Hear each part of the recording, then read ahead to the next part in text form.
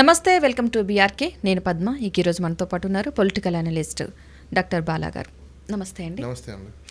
బాలా గారు, ఎమ్మెల్సీ కవిత తీన్మార్ మల్లన్న ఇష్యూ చాలా గట్టిగానే జరిగింది. ఆయన అన్న ఒక వ్యాఖ్య లేడీస్ని అట్లా అనకూడదు కదా అని చెప్పేసి ఒక పదం. సో దానివల్ల అటు జాగృతి కార్యకర్తలు ఆఫీస్ మీద దాడి చేయడం, అక్కడ గన్ ఫైర్ చేయడం. సో ఈ ఇష్యూ అంతా పొలిటికల్గా అసలు ఏం జరుగుతుంది అనుకోవచ్చు? పొలిటికల్గా మనం చూద్దాం ఇప్పుడు. బేసికల్గా అండి, దేనికైనా కూడా యాక్ట్ ఆఫ్ రియాక్ట్ అనేది ఉంటుంది. ఓకల్ లేకుండా ఫోకల్ అయితే రాదు. ఓకల్ నువ్వు ఎంత ప్రిసైజ్గా వాడతావో సొసైటీ అంత పీస్ అండ్ ట్రంక్వాలిటీగా ఉంటుంది. ఇప్పుడు చెప్పాలనుకున్నది ప్రాపర్గా చెప్పచ్చు, తప్పేం లేదు. బట్ దాన్ని ఇంకొక వ్యక్తి యొక్క పర్సనల్ లైఫ్లోకి ఇండల్ చేసేంత ఇది పరిస్థితుల్లోకి ఈ యొక్క పొలిటీషియన్స్ ఉన్నారు అంటే వాళ్ళ వల్ల సమాజం చెడిపోతుంది. ఎందుకు చెడిపోతుందంటే వాళ్ళని చాలామంది ఇన్స్పైర్ అవుతారు. సమాజం ఎక్కడ మారుతుంది? ఇప్పుడు ఈయన తీన్మార్ మల్లన్న ఉన్నారు. Who is he? What is he? చెప్పండి. ఒకప్పుడు ఒక క్యారెక్టర్ ద్వారా what ever it may be ఒక పర్సన్గా వచ్చిన వ్యక్తి. నువ్వు మంచిని చెప్పు, చెడు చేస్తుంటే కొంతమంది చెడు చేస్తున్నారని చెప్పు. అంతేగాని మా భాషలో ఇలా అంటారు, వాళ్ళ భాషలో. హైదరాబాద్లో ఈరోజు తెలంగాణలో లక్షలాది రకరకాల మనుషులు జీవిస్తున్నారు. ఎవరికి సంబంధించిన వాళ్ళ ఇష్టమైన భాష వాళ్ళకు ఉంది. నువ్వు కామన్ థింగ్ని యూజ్ చేసుకొని చేయాలి. నేను ఇష్టం వచ్చినట్టు మాట్లాడతా, నాకు నచ్చినట్లు ఇది చేస్తా అంటే పాల్గొడతారు ఇట్లా. ఎందుకంటే నేను చెప్తున్నా, మీరు అనొచ్చు అదేంటి సార్ మీరు మరి ఇట్లా క్రైమ్ చేయడానికి మీరు ఎంకరేజ్ చేస్తారంటే, నేను క్రైమ్ చేయడానికి ఎంకరేజ్ చేయమని చెప్పట్లా. ఒక వ్యక్తి ఆవేశపూరితమైన చర్యలు చేస్తున్నాడు అంటే ఎందుకు చేస్తున్నాడు అనేది సైకలాజికల్గా మనం ఆలోచించాలి. వాళ్ళు అంతమంది అక్కడికి వెళ్ళి కొట్టాల్సిన పరిస్థితి ఎందుకు వచ్చింది? వాళ్ళంత సైకలాజికల్ ఇంబ్యాలెన్స్ ఎందుకు అయ్యారు? తెలియకపోతే కొంతమంది సైకలాజికల్ పుస్తకాలు చదవండి, లేకపోతే మన పీనల్ కోడ్లో కూడా ఉంది, జనరల్ ఎగ్జంప్షన్స్ అంటారు. కొన్ని ఇంబ్యాలెన్సింగ్ జరిగినప్పుడు, ఇంటాక్సియేషన్లో ఉన్నప్పుడు, మెంటల్గా వాళ్ళు డిస్ట్రెస్లో ఉన్నప్పుడు, ఇలాంటి సందర్భాలలో ఏదైనా జరిగితే అది ఎగ్జామ్టెడ్. ఇప్పుడు వాళ్ళు చేసింది అదే పని. ఎందుకంటే ఒక వ్యక్తిని మనం ఒక స్టేజ్ వరకే రెచ్చగొట్టాలి తప్ప దాన్ని ఇంకా పీక్ లెవెల్. ఎందుకంటే ఆ టైంలో ఏ వ్యక్తి ఎవరు ఏం చేస్తారో ప్రొవొకేషన్ తెలీదు. ప్రొవొకేషన్ చేయడం కూడా నేరం. మళ్ళీ అతను చేసింది ప్రొవొకేషన్ చేయడం. ఆ ప్రొవోక్ చేసినప్పుడు ఎదుటి వ్యక్తి ప్రొవోక్ అవ్వకుండా ఉండమంటే ఎట్లా? సెల్ఫ్ రిస్ట్రైన్మెంట్ ఫస్ట్ పాటించాల్సింది ఎవరు? నువ్వు. ఇప్పుడు అక్కడ కేసు పెట్టాలంటే ఇద్దరి మీద పెట్టాలి. ప్రొవోక్ చేసినందుకు ఇతనికి, ప్రొవోక్ అయినందుకు అతనికి, ఇద్దరి మీద కూడా కేసులు పెట్టాలి. ఎందుకంటే రిస్ట్రైన్మెంట్ లేకుండా ఉన్నప్పుడు సమ్ థింగ్స్ జరిగిపోతూ ఉంటాయి. అక్కడ కవిత డైరెక్ట్గా వచ్చి కొట్ల, కవితను అన్నారు అని చెప్పేసి కొంతమంది వెళ్ళి కొట్టారు. రైట్. ఎందుకు కొట్టారు అంటే నువ్వు ఏదో వాగావు, ఏదో అన్నావు, ఏదో చేసావు కాబట్టి వాళ్ళు అన్నారు. ఇప్పుడు గన్నుని యూజ్ చేశారు, గాలిలో కాల్పులు జరిపారు అని అంటున్నారంటే, కాల్పులు ఎందుకు జరపాల్సి వచ్చిందంటే అతనికి గన్మ్యాన్ ఇచ్చారు కాబట్టి. ఆ గన్మ్యాన్ యొక్క డ్యూటీ ఏంటి? అతనికి ఏమి జరగకుండా ప్రొటెక్ట్ చేయాల్సిన బాధ్యత అతనిది కాబట్టి. ఇప్పుడు ఏమి జరగకుండా అతన్ని కాపాడాలి అంటే అసలు గన్మ్యాన్స్ వాస్తవంగా ఎందుకు కావాలి, ఎందుకు ఇచ్చారు గన్మ్యాన్స్ దేనికోసము అని అంటే, ఒకప్పుడు నక్సల్స్ ద్వారా ప్రాణహాని ఉంది కాబట్టి గన్మ్యాన్స్ ఇచ్చేవాళ్ళు. ఈరోజు సమాజంలో ఉంటూ రాజకీయ నాయకులు అంటే మనం చెప్పుకుంటూ మన ప్రాణాలకే మనం కాపాడుకోలేని పరిస్థితుల్లో ఉంటే ప్రజలందరూ ఆలోచించండి, ఇలాంటి వ్యక్తులు రాజకీయ వ్యవస్థలో పనికి వస్తారా? వాళ్ళనే కాపాడుకోలేని మిమ్మల్ని ఏం కాపాడతాడు? ఇట్స్ వెరీ కామన్ క్వశ్చన్ ఇది. నువ్వు ప్రజల నుంచి ఆ రేంజ్లో నీ మీద ప్రాణహాని తెచ్చుకునే స్టేజ్లో నువ్వు ఇప్పుడు కూడా డెమోక్రసీలో నువ్వు ఉన్నావు, అర్బనైజేషన్లో నువ్వు ఉన్నావు అంటే he is unfit for the society.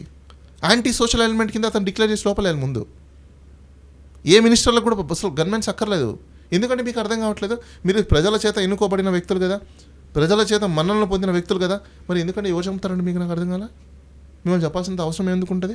అంటే మీరు ఏదో తప్పులు చేస్తున్నారు, అంటే మీరు ఏదో తప్పులు చేయాలనే ఇంటెన్సిటీ మీకు ఉంది కాబట్టే you need such kind of a protection. Okay, అవునా కదా? అదర్వైజ్ ఇప్పుడు మీకున్నారా? లేరు. మీరు కూడా సెలబ్రిటీనే, ఎందుకంటే రోజు టీవీలో ఉంటారు కాబట్టి.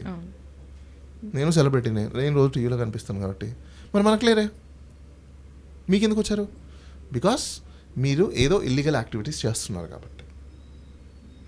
అంటే ఇక్కడ ఒక డౌట్ రావచ్చు, అంటే నాకే కామన్గా నేను ప్రెజల్ థింకింగ్ వేలో ఆలోచిస్తున్నాను. ప్రతి ఒక్కరికి మంచి చేస్తారు, ప్రతి ఒక్కరికి మంచి వాళ్ళగా ఉండాలనేది చాలా కష్టం. ఒక వర్గానికి నచ్చచ్చు, ఒక వర్గానికి నచ్చకపోవచ్చు. అంటే వీళ్ళకి మంచి చేసేది వాళ్ళకి చెడుగా అనిపించవచ్చు, వాళ్ళకి మంచి చేసేది వీళ్ళకి చెడుగా అనిపించవచ్చు. సో వాళ్ళ నుంచి అంటే అందరికీ మంచి చేయాలంటే చేయలేరు. ఒక ఇంట్లో ఉన్న అమ్మే సరిగ్గా ఒకరికి తినేవాళ్ళకి కాస్త ఎక్కువ, తినేవాళ్ళకి కాస్త తక్కువ అంటే వేరియేషన్ చూపిస్తారు. అలాంటిది వీళ్ళకి కూడా అలా ఏమన్నా అటాక్ చేసే అవకాశం ఉందేమో అనే ఉద్దేశంలో ఏమైనా ప్రొటెక్ట్ చేసుకోవడానికి పెట్టుకోవచ్చు అనుకోవచ్చు కదా గన్మెన్స్ని. నాకు ఒక విషయం చెప్పండి, అతను మంచి చేసింది ఏంటి ఇప్పుడు దాకా? అంటే ఈ పర్సన్కి అయితే ఓకే మీరు అన్న దానికి అంటే జనరిక్ పక్కన పెడదాం, స్పెసిఫిక్ ఈ పర్సన్ ఇప్పుడు దాకా ఏం మంచి చేశాడు? What he did you tell me. అలాగని చెడు చేశారంటారా? మరి ఇప్పుడు ఆయనకు వందల భూములు వాళ్ళ బంధువుల పేర్ల మీదనో లేకపోతే ఇంకోరి పేర్ల మీదనో ఎలా వచ్చేసాయి, ఆఫీస్లో ఎలా వచ్చేసాయి, ఇంత ఆస్తి ఎలా వచ్చేస్తుంది, హెలికాప్టర్లు ఎలా ఉంటున్నారు, కొన్ని అంత స్టేజ్కి ఎలా వచ్చేసారు, డబ్బులు మెయింటెనెన్స్ ఇవన్నీ ఎక్కడి నుంచి వచ్చాయి? ఒకసారి ఇన్కమ్ ట్యాక్స్ని రైట్ చేయమని చెప్పండి. ఏం చేస్తుంది ఇన్కమ్ ట్యాక్స్? పడుకొని నిద్రపోతుందా? పోనీ స్టేట్ రెవెన్యూ డిపార్ట్మెంట్ ఏం చేస్తుంది? ఆయనకి ఎట్లా వస్తున్నాయి అన్నీ? అసలు ఏం ఇన్కమ్ ఆయనకి చెప్పండి మీరు. ఇన్కమ్ ఎక్కడి నుంచి వస్తుంది అబ్సల్యూట్గా అంటే యాక్చువల్గా ఆ పర్సన్కి అనే కాదు, పొలిటీషియన్స్ అందరికి పొలిటీషియన్ అన్న ఒక ముద్ర పడిన ప్రతి ఒక్కరికి వచ్చేస్తున్నాయి. ఇప్పుడు నేనేమంటున్నా, ఇప్పుడు పోనీ మీకు ఎందుకు రాలేదు? మీరు కూడా జర్నలిస్ట్ కదా. మనకి జర్నలిస్టులకు అసలు రావు కదా, ఫిక్స్డ్ కదా. నేను అదే అంటారు. మరి ఆయన కూడా ఇప్పుడు క్యూ న్యూస్ అనే, అసలు క్యూ న్యూస్ అది కాదు తెలుసా మీకు? క్యూ న్యూస్ అతను కానీ పెట్టింది. క్యూ న్యూస్ ఎవరితో తెలుసా? బొమ్మకు మురళి అని చెప్పి తను పెట్టించాడు. మరి దాని ఇన్కమ్ అంతా బొమ్మకు మురళికి కదా ఇవ్వాలి నువ్వు. అంటే పొలిటికల్గా ఎంట్రీ అయిన తర్వాత వాళ్ళే ఒప్పుకుంటున్నారు కొంతమంది. మేము ముందుగా విన్ అవ్వాలంటే ఎంత ఖర్చు పెట్టాం, తర్వాత ఎంత తీసుకోవాలని పబ్లిక్గా మాట్లాడుతున్న వైనం కాబట్టి. ఒకటండి, ఇప్పుడు పొలిటీషియన్ మాట్లాడేది వేరు, నువ్వు చెప్పుకొని వచ్చింది ఏంటి, బీసీలకు అన్యాయం జరుగుతుంది, బీసీలకు ఏదో కావాలని వచ్చావు. నువ్వు దాని గురించి ఇది చేయాలి కానీ నువ్వు బీసీలకు ఏం అన్యాయం జరుగుతుంది, ఏం ప్రాబ్లం జరుగుతుందో అది చెప్పు. విమెన్ కి సంబంధించి ఆ వర్డ్ వాడకూడదు కదా, అది మాత్రం కరెక్ట్, ఖండించాల్సిన విషయం. ఆ వర్డ్ అసలు ఏ పర్సన్ కి వాడుతున్నామో చూసి వాడితే బెటర్. అక్కడ అబ్బాయిలు వెళ్ళారు కాబట్టి సరిపోయిందండి. పొరపాటున ఆడవాళ్ళు వెళ్ళిండే పరిస్థితి ఏంటో తెలుసా మీకు? పట్ట వాళ్ళ లెఫ్ట్ లెగ్ లో ఉన్న స్లిప్పర్ తీసుకొని వాయించి పడేస్తారు. పోనీ ఏమైనా చేయగలుగుతాం మనం? ఆడవాళ్ళు కొడితే చేయలేము. ఎందుకని? You can't stop them. మగవాళ్ళు కాబట్టి ఆగారండి, ఆడవాళ్ళు ఆగుతారా? అస్సలు కాదు. మీరు ఆపాలని ట్రై చేశారనుకోండి, సపోజ్ వాళ్ళని మీరు టచ్ చేయని ప్లేస్లో టచ్ చేశారనుకోండి, మళ్ళీ మోడెస్టీ కింద మేము లోపలేస్తారు. ఫిక్స్డ్. సో చాలా జాగ్రత్తగా ఉండండి దయచేసి. ఇలా రాజకీయ నాయకుడిని కదా, నేను బీసీకి లీడర్ అవ్వాలనుకుంటున్నాను కదా, నేను ఏం మాట్లాడతాను చెల్లుతుంది అంటే ఇలానే అని కొన్ని పదాలకి అర్థాలు మారుతాయి. మీరన్న అర్థం వేరే అయ్యి ఉండొచ్చు, కానీ బట్ నార్మల్గా పర్సన్స్ అర్థం చేసుకుంటే మీనింగ్ కూడా ఉంటుంది. కానీ అందులోని లేడీస్ అన్నది ఆ వర్డ్ వాడకని ఉంటే బెటర్ అయి ఉండదు, ఇంత గందరగోళం అయ్యకపోవచ్చు. అసలు ఇలాంటి న్యూసెన్స్ చేసే వాళ్ళని ఫస్ట్ ఆఫ్ ఆల్ తీసి ముందు లోపలేయాలి. ఫస్ట్ బిగ్గెస్ట్ న్యూసెన్స్ పర్సన్ అలా కాదు కదా. నువ్వు ఫైట్ చేయి, that's a different story. Don't create a nuisance. ఏం పడితే అది మాట్లాడతారు. ఎలా ఇప్పుడు నీకు నువ్వు వన్ సైడ్ మాట్లాడడం కాదు, మాలాంటి వాళ్ళతో వచ్చి కూర్చొని మాట్లాడు, మేము అడుగుతాం, మేము మాట్లాడతాం, మాతో కూర్చొని డిబేట్ చేయి, రౌండ్ టేబుల్ పెట్టు. What information you have? ఏదో పట్టుకుని ఏదో మాట్లాడుతావు, ఏదో చేస్తావు, నాన్ సెన్స్ తప్ప ఏం లేదు. ఎగ్జాక్ట్లీ.